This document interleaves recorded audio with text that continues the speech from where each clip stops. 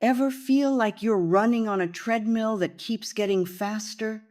You work harder, achieve more, improve yourself, yet that feeling of not enough still follows you like a shadow. That voice in your head whispers, you need to be smarter, more productive, more attractive, more successful. It's exhausting, isn't it? But what if I told you that voice is lying? What if the truth is simpler and more powerful than anything you've been told? You are enough, right now, as you are. This isn't about lowering standards or giving up on growth. It's about recognizing a fundamental truth that gets buried under society's expectations and our own harsh self-judgment. Today, we're going to uncover where these not enough feelings come from. We'll expose the inner critic that keeps you doubting yourself. You'll discover your inherent worth, the kind that doesn't depend on achievements or approval. We'll explore practical ways to reframe your story, embrace self-compassion, and accept your whole self-imperfections and all. By the end, you'll understand how to live from a place of enoughness instead of lack. This shift changes everything, your decisions, your relationships, your work, your life. The journey to believing you're enough starts right now. These feelings of not enough don't appear out of nowhere. They have deep roots that stretch back through our lives. Childhood plants the first seeds. Maybe parents or teachers set impossibly high standards. Perhaps you were compared to siblings or classmates who seemed to do everything better. Even well-meaning praise can backfire when it focuses only on achievements rather than effort or character. You got an A gets internalized as, I'm only valuable when I succeed. Early experiences shape how we see ourselves. That time you weren't picked for the team, when your art project wasn't displayed, when someone laughed at your idea, these moments stick, creating a foundation of doubt that can last decades. Social media has supercharged this problem. Scrolling through carefully curated highlights of others' lives tricks our brains into thinking everyone else has it figured out. We see their vacation photos, but not their arguments, their promotions, but not their sleepless nights of anxiety, their fitness transformations, but not their struggles with body image. This digital comparison game is rigged from the start. We compare our messy behind-the-scenes footage with everyone else's highlight reel. And algorithms ensure we see more of what makes us feel inadequate, perfect bodies, dream homes, ideal relationships, creating an endless loop of not enough. Cultural messages reinforce these feelings daily. Advertising specifically targets our insecurities. Television and movies showcase idealized versions of success and beauty. Even our language betrays us. Phrases like making something of yourself suggest we aren't already something valuable. Family dynamics further complicate things. Some families operate on conditional love approval that must be earned through meeting expectations. Others pass down generational patterns of self-criticism and perfectionism, words spoken carelessly in childhood. Why can't you be more like your sister? Or I expected better from you become the script of our inner critic. All these influences merge into a powerful undercurrent that shapes how we see ourselves, constantly pulling us toward the conclusion that we simply don't measure up. Inside our minds lives a critic harsh enough to make drill sergeants seem gentle. This inner voice speaks with authority about all our flaws and shortcomings. It finds fault in our smallest actions and magnifies our mistakes.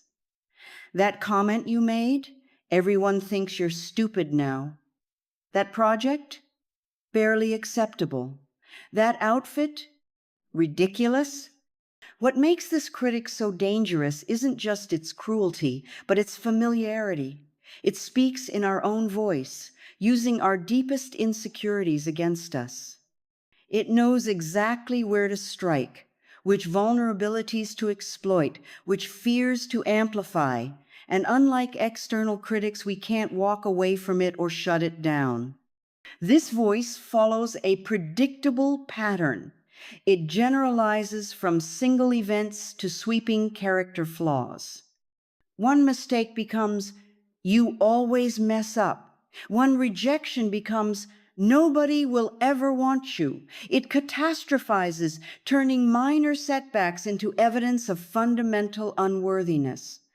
Why do we give this voice so much power? Partly because it's been with us for so long. From childhood, we internalize criticism and negative feedback, weaving it into our identity. This voice feels like truth because we've heard it for years. We also believe this critic keeps us safe. If we anticipate criticism, we might avoid situations where we could be hurt or rejected. If we point out our own flaws first, perhaps others won't notice or judge us as harshly. It feels protective, like armor against disappointment. Strangely, this critical voice can become comfortable even when it causes pain. At least it's familiar, at least it's predictable, at least it confirms what we secretly fear might be true. Believing we're enough requires stepping into unknown territory. Perfectionism gives this voice endless ammunition. When our standards are impossibly high, failure becomes inevitable. Each shortfall reinforces the critic's message that we're simply not enough, not smart enough, not disciplined enough, not talented enough, not worthy enough. Society sets standards designed to be unattainable. This isn't accidental, it's strategic. When enough remains forever out of reach, we keep striving, consuming, and chasing approval that never fully satisfies. What counted as success a generation ago no longer applies once. A steady job and modest home represented achievement. Now success means constant career advancement, entrepreneurial side hustles, physical perfection, exceptional parenting, curated homes, exotic travels, and digital influence all simultaneously and effortlessly. This moving target shifts constantly. Master one area and suddenly 3 new benchmarks appear. Achieve financial stability and now wealth creation becomes expected. Reach a healthy weight and now muscle definition becomes standard. Finish 1 degree and advanced credentials become necessary. Consumer culture thrives on this perpetual gap between who we are and who we should be. Every advertisement whispers some version of the same message. You're lacking, but our product can fix you. Beauty companies don't sell lipstick, they sell desirability. Car manufacturers don't sell transportation, they sell status. Fitness programs don't sell health, they sell acceptability. This system requires our insecurity to function. If everyone suddenly felt enough as they were, entire industries would collapse overnight. Billions in marketing dollars ensure we never reach that dangerous conclusion. Each message reinforces that we remain incomplete, unfinished projects needing improvement. Social validation compounds these pressures. Likes, followers, and comments create measurable metrics for our worth. Professional accomplishments must now be broadcast and celebrated. Relationships become content. Personal milestones become performance. Privacy feels like failure when success requires witnesses. Nothing illuminates these impossible standards more clearly than their contradictions. Be ambitious but relaxed. Be confident but humble. Be authentic but polished. Be independent but connected. Be unique but familiar. These paradoxes ensure failure Reno one can embody opposing ideals simultaneously. Breaking free starts with recognition. Those standards aren't natural laws, but constructed narratives designed to keep us consuming and complying. Freedom comes when we question who benefits from our feelings of inadequacy and what agenda our insecurities serve. Somewhere along life's path, two concepts became dangerously confused: worth and achievement. Achievement represents what we do: goals reached, skills mastered, recognition earned. Worth represents what we are, your fundamental value as human beings that exists independent of any external metrics. This confusion creates an exhausting treadmill. When worth gets tied to achievement, enough becomes impossible. Another promotion, degree, relationship milestone, or fitness goal always waits ahead, promising worthiness that never fully arrives. We chase validation that vanishes upon contact, leaving us empty and searching for the next achievement fix. Babies demonstrate this distinction perfectly. An infant has accomplished nothing by conventional standards. No career advances, no academic degrees, no material possessions. Yet we recognize their complete worthiness instantly. We don't love newborns for their potential achievements. We love them simply because they exist. Their worth requires no justification or evidence. That same inherent worth remains within each person throughout life, though cultural messages bury this truth under layers of conditions and expectations. Nothing magical happens during development that suddenly transforms inherent worth into something that must be proven and earned daily. Worth functions like gravitate, operates whether believed in or not. Someone who rejects gravity will still experience its effects. Similarly, rejecting inherent worth doesn't eliminate it simply creates unnecessary suffering while that worth continues existing unchanged. Evidence for inherent worth surrounds us in countless forms. Humans instinctively rescue strangers in danger without calculating their social status or productivity. Compassion emerges automatically toward those suffering, regardless of their achievements. Something within recognizes value in others that transcends resumes and accomplishments. This perspective shift changes everything. Failures become learning opportunities rather than identity threats. Success becomes enjoyable rather than desperately necessary. Relationships transform from validation sources to genuine connections.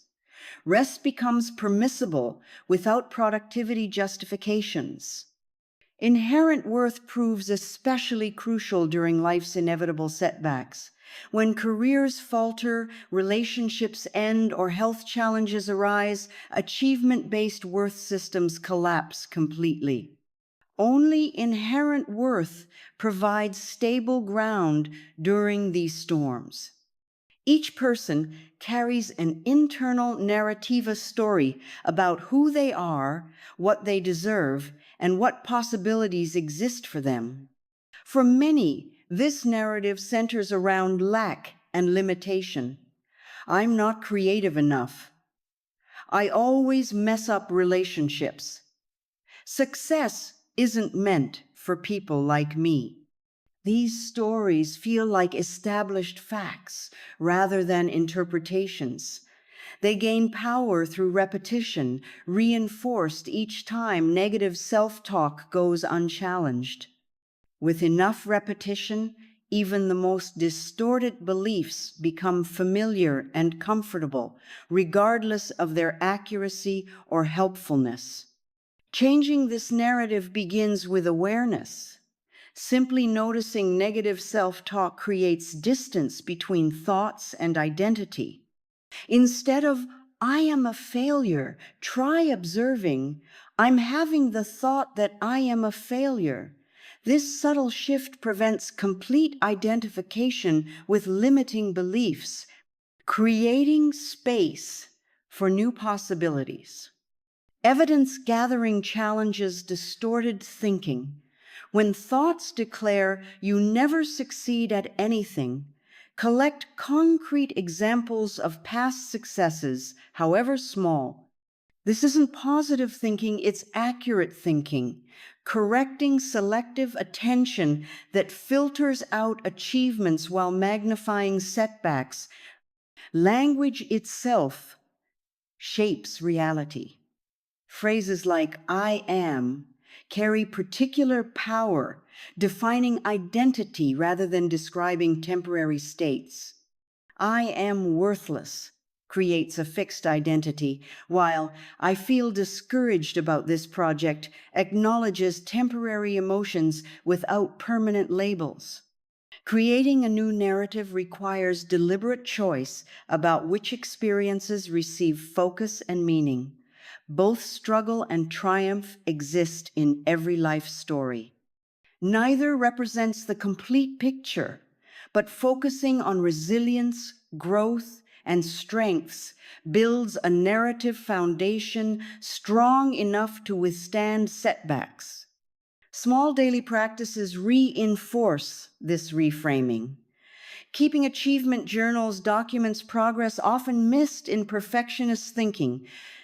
Gratitude practices shift attention from what's lacking to what's present. Self-compassion breaks during stressful moments, interrupt automatic self-criticism.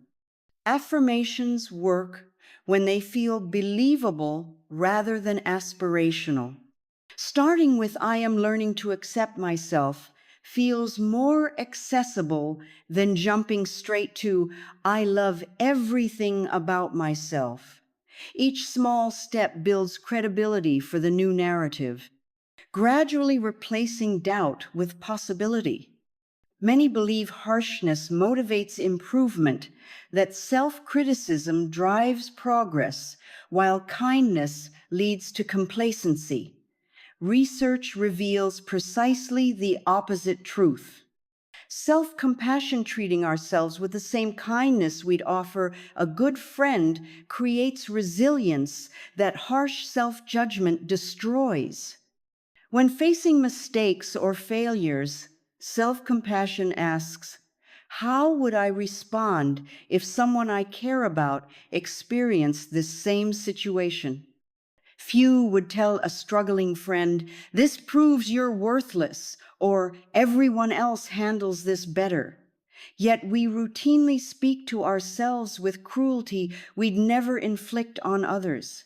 Self-compassion differs fundamentally from self-esteem.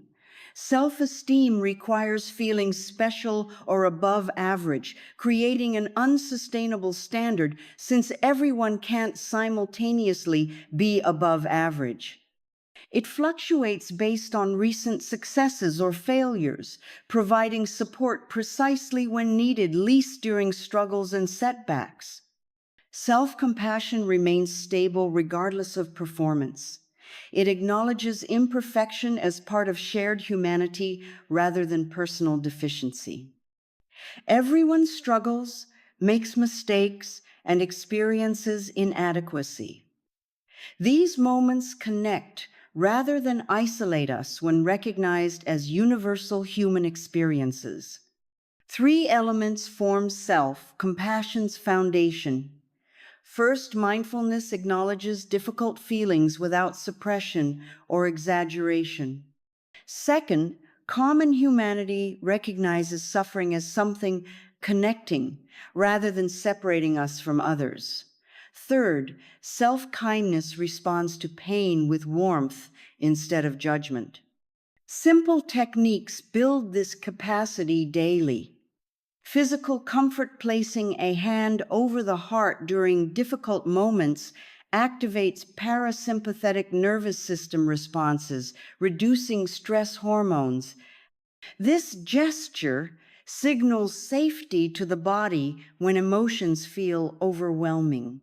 Perspective taking breaks harsh thought patterns. Writing letters from the viewpoint of an unconditionally loving friend brings wisdom otherwise inaccessible during self-criticism. This practice reveals how distorted internal dialogue becomes compared to how we naturally support others. Reframing failures as growth opportunities transforms their meaning. Questions like, what can this teach me? Or how might this prepare me for future challenges? Extract value from painful experiences without dismissing genuine emotions. Naming emotions creates helpful distance. I notice sadness arising differs dramatically from I am sad.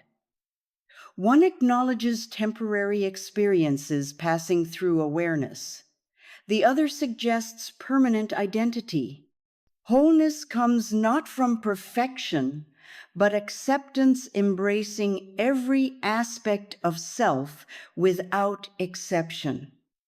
This means acknowledging strengths without dismissing them as luck or minimizing accomplishments. It equally means accepting limitations without shame or endless fixation on improvement. Many find accepting strengths surprisingly difficult. Modesty cultures teach downplaying abilities, while perfectionistic thinking dismisses achievements as never quite enough. Yet owning strengths, claiming them fully provides essential foundation for genuine confidence and meaningful contribution. Weaknesses deserve similar acceptance, not as flaws needing elimination, but as natural variations in human capacity.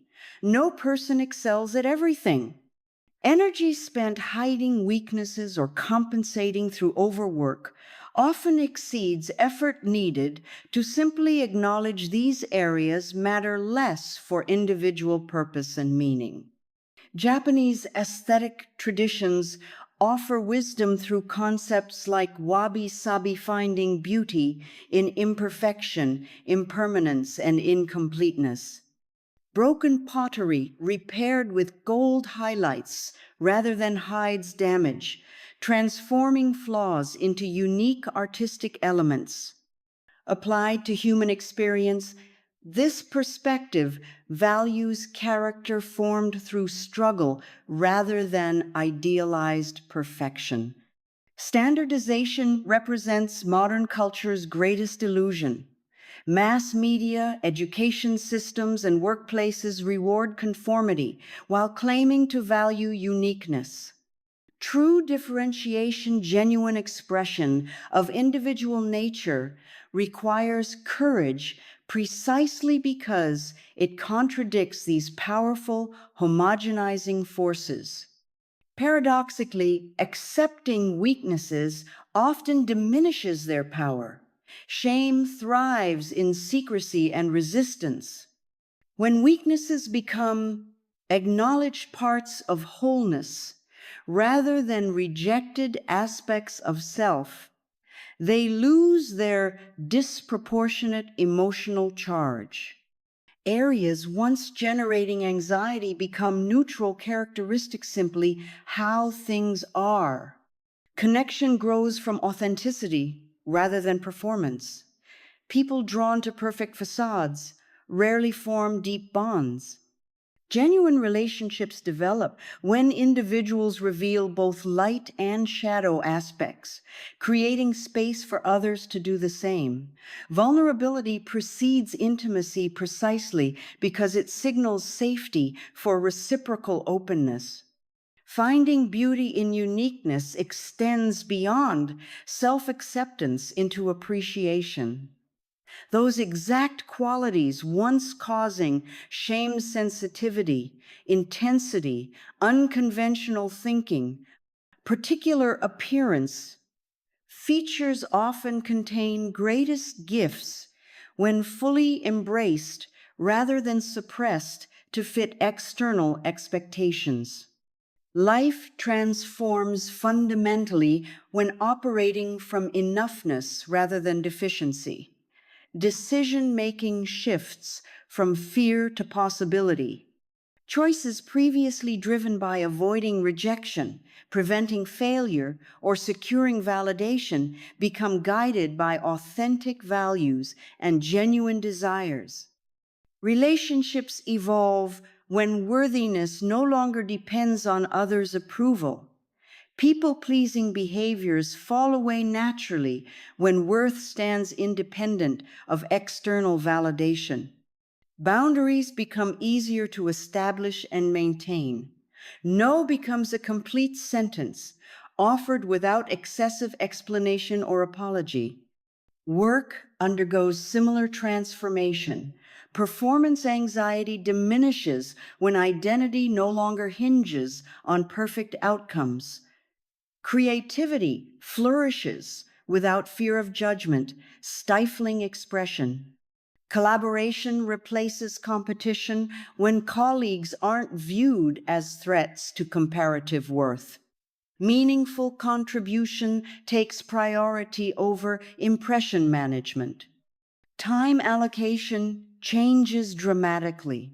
Hours previously spent proving value through overwork become available for genuine rest, connection, and activities bringing intrinsic joy. The constant hustle for external validation creates exhaustion, mistaken for purpose, a treadmill of activity without fulfillment. Risk tolerance increases when failure no longer threatens identity. New ventures, creative pursuits, and authentic self-expression become possible when mistakes represent learning opportunities rather than confirmation of inadequacy. Growth accelerates precisely because stumbling no longer feels catastrophic. Emotional resilience strengthens considerably.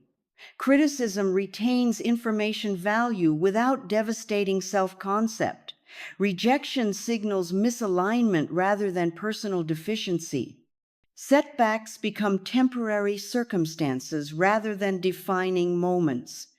Paradoxically, achievement often increases despite reduced attachment to outcomes. Flow states those periods of effortless concentration and peak performance emerge more frequently when self-consciousness decreases. Energy previously consumed by anxiety becomes available for effective action.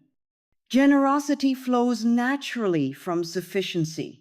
Those constantly feeling insufficient maintain scarcity mindsets that limit giving. Believing in personal enoughness creates psychological abundance from which authentic generosity emerges without depletion or resentment.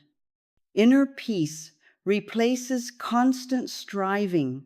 That quiet voice questioning worthiness gradually fades, replaced by calm certainty of inherent value.